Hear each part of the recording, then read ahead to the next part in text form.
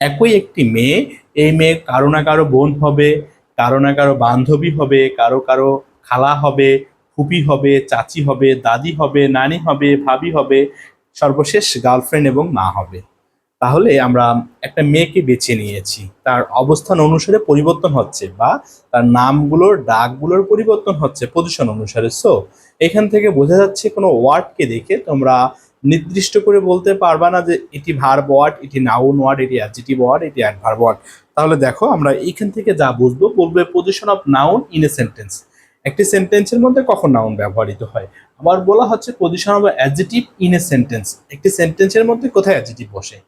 আবার দেখো এখানে বলা হচ্ছে position of verb in a sentence, তাহলে ভার্বের পজিশনটা আসলে কোথায়। এরপরে বলা হচ্ছে অ্যাডভার্বের পজিশন, কনজাংশন এবং ইন্টারজেকশনের পজিশন। সো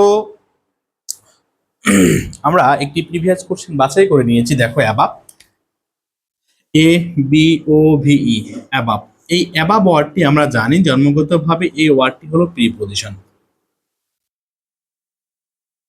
কিন্তু এই প্রিপজিশনটি নাউন হিসেবে ব্যবহৃত হতে পারে, আবার এটি অ্যাডজেক্টিভ হিসেবে ব্যবহৃত হতে পারে, এটি এই অ্যাবাব অ্যাডভার্ব হিসেবে ব্যবহৃত হতে পারে, এই অ্যাবাব কনজাংশন হিসেবে ব্যবহৃত হতে পারে। সো আমরা এই যে বিষয়গুলো রয়েছে, বেসিক যে বিষয়গুলো রয়েছে, এই যে প্রত্যেকটি খুঁটিনাটি আলোচনা করব আজকের এই ভিডিওতে। চলো শুরু করা যাক। কি বলা হচ্ছে, our blessings come from above, মানে ঐশ্বরিক প্রেরণা স্বর্গ থেকে আসে। বলছে divine inspiration comes from above. তাহলে দেখো নোটটা কি করে নিবা, এখানে বলছে সেটি কি প্রিপজিশন, অ্যাডভার্ব, নাউন এবং অ্যাডজেক্টিভ। তাহলে এখান থেকে বোঝা যাচ্ছে, আমরা তো জানি কি জেনে এসেছি পূর্ববর্তী ক্লাসগুলোতে, যে অ্যাবাবটি হলো প্রিপজিশন, কিন্তু দেখেন প্রিপজিশনের পরে আবার প্রিপজিশন ব্যবহৃত হয়েছে। আমরা জানি প্রিপজিশনের পরে একটি ওয়ার্ড থাকলে সেটি নাউন হয়। তাহলে কি বলবো, যখন প্রিপজিশনের পরে একটি মাত্র ওয়ার্ড থাকবে তখন সেটি নাউন হবে। সো তাহলে আমাদের এখানে অ্যাবাবকে কি বলতে হচ্ছে, এটি নাউন ওয়ার্ড। এই কোশ্চেনটি কোথায় কোথায় এসেছে একটু লক্ষ্য করেন আপনারা। রাজশাহী বিশ্ববিদ্যালয়, এরপর হচ্ছে জাহাঙ্গীরনগরে 37তম বিসিএস। তাহলে এই কোশ্চেনটি আমাদের সমাধান করে নিয়েছি আমরা, আর সমস্যা না হওয়ার কথা। তাহলে এখানে হচ্ছে ফ্রম হলো প্রিপজিশন, প্রিপজিশনের পরে কি ব্যবহৃত হয়েছে, নাউন ব্যবহৃত হয়েছে। 3 নম্বর যে কোশ্চেনটি ছিল, দ্য হ্যাভেন্স আর অ্যাবাব। তাহলে আবার আচ্ছা, এই কোশ্চেনটি বুঝতে সমস্যা হলে পরবর্তীতে যাই।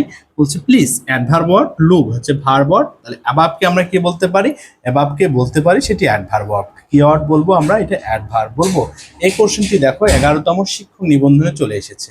আবার বলছে দ্য হ্যাভেন্স আর অ্যাবাব, তাহলে কোথায় আছে, কোথায় আছে স্বর্গ, কোথায় আছে স্বর্গ, ভার্বকে কখন, কোথায়, কিভাবে, কতটুকু, কি উপায় দ্বারা প্রশ্ন করলে যে উত্তর পাওয়া যায় সেটি অ্যাডভার্ব। সো এখানে অ্যাবাবকে বলতে হচ্ছে অ্যাডভার্ব ওয়ার্ড। ওকে, অনেকে মনে করবে যে ভাইয়া লিঙ্কিং ভার্বের পরে তো অ্যাডজেক্টিভ ব্যবহৃত হয়, কিন্তু দেখো ভার্বকে বলছে কোথায় স্বর্গ রয়েছে, কোথায়, ভার্বকে কখন, কোথায়, কিভাবে, কতটুকু, কি উপায়, কিসের মাধ্যমে প্রশ্ন করলে যে উত্তরটি পাওয়া যায় সেটি হবে অ্যাডভার্ব। সো বুঝে নিয়েছো তাহলে। তাহলে আমরা এখানে বলতে পারি লুক শব্দটি হলো ভার্ব ওয়াট, এবং ভার্বকে যখন বিশেষায়িত করবে তখন সেটি অ্যাডভার্ব, আর প্লিজ, এই প্লিজ হলো অ্যাডভার্ব। ওকে, এরপরে আরেকটি কোশ্চেন বাছাই করে নিলাম যে the moral law is above the civil law. Okay, তাহলে এই যে অ্যাবাভ, আমরা তো এতক্ষণ আলোচনা করলাম যে ভাইয়া অ্যাবাভ তো প্রথমত আলোচনা করলাম সেটা নাউন হিসেবে ব্যবহৃত হয়, দ্বিতীয়ত আলোচনা করলাম অ্যাবাভকে আমরা কি হিসেবে পেয়েছি। দেখো তো পরবর্তী কোশ্চেনে অ্যাবাভকে আমরা পাচ্ছি অ্যাডভার্ব হিসেবে। তৃতীয় যে কোশ্চেনটি রয়েছে, the moral law is above the civil law, আমরা জানি তখনই প্রিপজিশন হবে এরপরে যখন ফ্রেশ ব্যবহৃত হবে। আবারও বলছি, প্রিপজিশন তখনই বলবো যখন এরপরে কি ব্যবহৃত হচ্ছে, ফ্রেশ। সো এখানে দেখো তো অ্যাবাবের পরে কি ব্যবহৃত হয়েছে, অ্যাবাবের পরে the civil law, determiner plus adjective plus noun. আবার এই যে determiner plus adjective plus noun যে অংশটি পাচ্ছি আমরা, একে বলতে হচ্ছে আমাদের ফ্রেশ, কারণ এখানে কোনো প্রকার ফাইনাইট ভার্ব অন্তর্ভুক্ত নেই। সো তাই আমাদের বলতে হচ্ছে দ্য সিভিল ল, এটি একটি ফ্রেশ। যদিও বলা হয় বাংলা অর্থ কি হবে, বাংলা অর্থ হচ্ছে কি নৈতিক আইন রাষ্ট্রীয় আইনের ঊর্ধ্বে।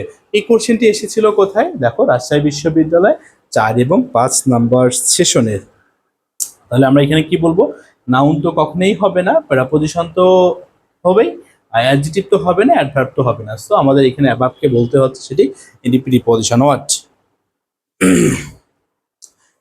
আরেকটি কোশ্চেন বলছে অ্যাঞ্জেলি দ্য অ্যাবাব সেন্টেন্স। তাহলে সেন্টেন্স এই শব্দটি হলো নাউন ওয়ার্ড, নাউনের পূর্বে অ্যাবাব ব্যবহৃত হয়েছে, তাই সেটি অ্যাডজেক্টিভ ওয়ার্ড লেখাই আছে, এই ওয়ার্ডটি হলো adjective. So any doubt, any confusion, যদি কনফিউশন বা ডাউট থেকে থাকে কমেন্ট বক্সে তোমরা জানাতে পারো। ওকে, আচ্ছা, বলছে in which sentence অ্যাবাব use preposition. প্রদত্ত সেন্টেন্সগুলোর মধ্যে অ্যাবাবকে কখন আমরা প্রিপোজিশন বলবো?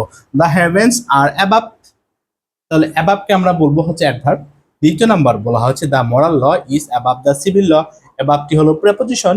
3 নাম্বার যেটি বলা হচ্ছে অ্যাঞ্জেলি দ্য অ্যাবাব সেন্টেন্স, তাহলে অ্যাবাব নাউনের পূর্বে ব্যবহৃত হয়েছে, তাই সেটি হচ্ছে অ্যাডজেক্টিভ ওয়ার্ড। আর এখানে বলা হচ্ছে কি অ্যাবাব ইজ প্রিপোজিশন, কোথায় সেটি প্রিপোজিশন?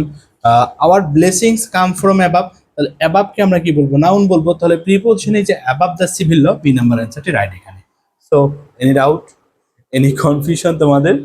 মনে হয়, আশা রাখি কনফিউশন না থাকার কথা। তাহলে কি বুঝলাম এখান থেকে শুনে নাও যে, এবং মাথায় নোট করতে হবে, যখন দুটি প্রিপোজিশন পাশাপাশি থাকবে, প্রিপোজিশন প্লাস প্রিপোজিশন, পরবর্তী প্রিপোজিশনকে আমরা নাউন বলবো।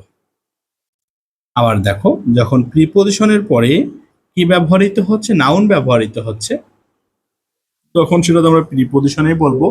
আরেকটা বলা হচ্ছে কি determiner plus preposition plus noun, তখন এই যে প্রিপোজিশন যেটি রয়েছে সেটি হয়ে যাবে অ্যাডজেক্টিভ। আবার যখন ভার্বকে বিশেষায়িত করবে, verb plus preposition full stop, তখন এই প্রিপোজিশনটি হয়ে যাবে adverb. Any doubt, any confusion? তাহলে এই শর্টকাট নোটটা তোমরা লিখে নিতে পারো এতক্ষণ যে আলোচনা করলাম আমরা। আরেকটি কোশ্চেন কি বলা হচ্ছে, go and catch the falling star. তাহলে এখানে স্টার ডিটারমিনারের পরে কয়টা ওয়ার্ড রয়েছে? ইজিলি বুঝে নাও যে ভাইয়া ডিটারমিনারের পরে বা আর্টিকেলের পরে 2টা ওয়ার্ড রয়েছে, তাহলে একটা অ্যাডজেক্টিভ আর একটি হবে নাউন। সো এখানে অ্যাডজেক্টিভ হচ্ছে কোনটা? ফিলিং শব্দটি হলো অ্যাডজেক্টিভ ওয়ার্ড, অ্যান অ্যাডজেক্টিভ। তাহলে সি নাম্বার অ্যান্সারটি রাইট, এবং এই কোশ্চেনটি এসেছিল 42তম বিসিএস কোশ্চেন। ওকে, এরপরে বলছে please write to me at the above address. Okay, তাহলে আমরা আলোচনা করে নিলাম যে অ্যাবাবকে এখানে কি বলতে পারি, ডিটারমিনার, নাউন। অ্যাবাবকে আমরা অ্যাডজেক্টিভ বলবো, কি বলবো, অ্যাডজেক্টিভ বলবো। এখানে বলা হচ্ছে নাউন, অ্যাডজেক্টিভ, প্রোনাউন এবং প্রিপোজিশন। তাহলে এখানে কি বলতে পারি আমরা, ডিটারমিনারের পরে ব্যবহৃত হয়েছে, সো এরপরে নাউন রয়েছে, তাই অ্যাবাবকে আমাদের বলতে হবে সেটি অ্যাডজেক্টিভ ওয়ার্ড। এরপরে বলা হচ্ছে the up train is late. আমরা জানি দেখেন, the up train is late, এখানে কি বলা হচ্ছে, আপের নিচে আন্ডারলাইন করে বলছে এটি কি নাউন, এটি কি প্রোনাউন, এটি কি অ্যাডভার্ব, না এটি অ্যাডজেক্টিভ। সো আমাদের বলতে হচ্ছে কি দ্য আপ ট্রেন, ট্রেন শব্দটি নাউন ওয়ার্ড, আপ শব্দটি নাউনকে বিশেষায়িত করেছে অ্যাডজেক্টিভ, এবং এর পূর্বে ডিটারমিনার ব্যবহৃত হয়েছে বা আর্টিকেল ব্যবহৃত হয়েছে। দ্য আপ ট্রেন, একে আমরা কি বলতে পারি, লক্ষ্য করো, ফ্রেশ না ক্লোজ বলবো বলেন? দ্য আপ ট্রেন পুরোটাই কিন্তু হচ্ছে ক্লোজ ওয়ার্ড। দেখো, the up train is late, এটি পুরোটাই হচ্ছে ক্লোজ, কিন্তু দ্য আপ ট্রেন যখন বলবে, দ্য আপ ট্রেন, এই যে ট্রেন যে শব্দটি রয়েছে নাউন ওয়ার্ড, আপ শব্দটি হচ্ছে অ্যাডজেক্টিভ, আর দা হলো ডিটারমিনার বা আর্টিকেল। এদের মধ্যে কিছু পার্থক্য রয়েছে, এবং পুরোটাকে আমরা বলতে পারি সেটি ফ্রেশ। কি বলবো, সেটি ফ্রেশ, ফ্রেশ নাউন, ফ্রেশ নাউনের পজিশনে বসেছে, তাই আমাদের নাউন ফ্রেশ বলতে হবে। কি বলা হচ্ছে এখানে, frailty the name of woman. কি বলা হচ্ছে, am in the process of collecting material for my story. এখানে বলা হচ্ছে কালেক্টিংকে আমরা কি বলবো, সংগ্রহ করা। প্রাপোজিশন এবং প্রাপোজিশনের মাঝে 2টি ওয়ার্ড রয়েছে। আমরা জানি যে মেটেরিয়াল নাউন ওয়ার্ড, নাউনের পূর্বে অ্যাডজেক্টিভ ব্যবহৃত হয়েছে। এবং আবার মজার বিষয় যে প্রেপোজিশনের পরে যখন ভার্ব ব্যবহৃত হবে, ভার্ব প্লাস আইএনজি রূপে এই ভার্বটি লিখতে হয়, এবং সেটি নন ফাইনাইট ভার্ব। কি ভার্ব সেটি, নন ফাইনাইট ভার্ব।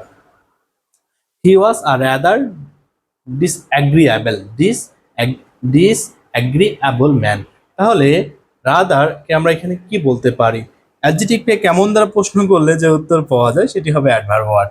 তাহলে ম্যান শব্দটি নাউন, ডিসএগ্রিবেল কেমন অ্যাগ্রিবেল, ডিসএগ্রিবেল কেমন অ্যাগ্রিবেল, ডিসএগ্রিবেল তাহলে অ্যাডজেটিভকে কেমন দ্বারা প্রশ্ন করলাম, রাদার বলছে ডিসএগ্রিবেল রাদার। তাহলে এই যে ভাইয়া অ্যাডজেটিভকে কেমন দ্বারা প্রশ্ন করলে যে উত্তর পাওয়া যায় সেটি অ্যাডভার্ব। সো এখানে অ্যান্সারটি দেওয়া আছে, এটি হলো অ্যাডভার্ব। কি বলছে, রাদার মডিফাইজ দ্য ডিসএগ্রিবেল। সো মানে ওই অ্যাডজেটিভকে কেমন দ্বারা প্রশ্ন করলে যে উত্তরটি পাওয়া যায়, বা অ্যাডজেটিভকে যে বিশেষায়িত করছে না কেন তাকে আমরা কি বলতে পারি, অ্যাডভার্ব বলবো। Okay, come on it is time to go home. তাহলে হোমকে আমরা কি বলবো, আমরা জানি হোম শব্দটি জন্মগতভাবে অনেকে নাউন বলতে পারেন, কিন্তু এখানে দেখো কি বলা হচ্ছে ভাইয়া, গো ভার্ব উৎসাহিত করেছে হোম, তাই যে হোম শব্দটি হলো অ্যাডভার্ব এখানে। Okay, any doubt? সমস্যা না থাকার কথা। He sleeps a sound sleep, ডিটারমিনারের পরে কয়টা ওয়ার্ড রয়েছে, দুটি ওয়ার্ডস। তাহলে স্লিপ শব্দটি নাউন ওয়ার্ড আর সাউন্ড শব্দটি হলো অ্যাডজেক্টিভ আর এটি হলো ডিটারমিনার। তাহলে এ থেকে যে হে থেকে স্লিপ পর্যন্ত একে আমরা কি বলবো, ফ্রেশ। কি বলবো, ফ্রেশ বলবো, কেমন। আর পুরোটাকে কি বলবো, ক্লোজ বলবো। এবং এটি স্লিপস যে ভার্বটি রয়েছে সেটি ফাইনাইট ভার্ব। কি ভার্ব, ফাইনাইট ভার্ব। যখন টু স্লিপ হতো তখন সেটি নন ফাইনাইট, এবং স্লিপিং যখন হতো তখনও সেটি নন ফাইনাইট, আর হ্যাভিং স্লিপ যখন হতো তখনও সেটি নন ফাইনাইট ভার্ব। কি বলা হচ্ছে, this is the go of life. তাহলে আর্টিকেল এবং প্রিপোজিশনের মাঝে একটি ওয়ার্ড ব্যবহৃত হচ্ছে গো। সো তাকেই আমাদের বলতে হচ্ছে নাউন ওয়ার্ড। অনেকে বলবে যে গো ওয়ার্ডটি তো ভার্ব ওয়ার্ড, কিন্তু এখানে পজিশন অনুসারে কি হয়েছে, পরিবর্তন হয়েছে বা ভেরিয়েশন হয়েছে, ভিন্ন নামে ডাকতে পারে এখানে। সো সমস্যা না হওয়ার কথা তোমাদের। তাহলে এটি হবে নাউন ওয়ার্ড। কিন্তু অনেকেই কি বলবে এখানে, অনেকে বলবে যে গো এটি হলো ভার্ব ওয়ার্ড, ভার্ব বলা যাবে না এখানে, কেমন।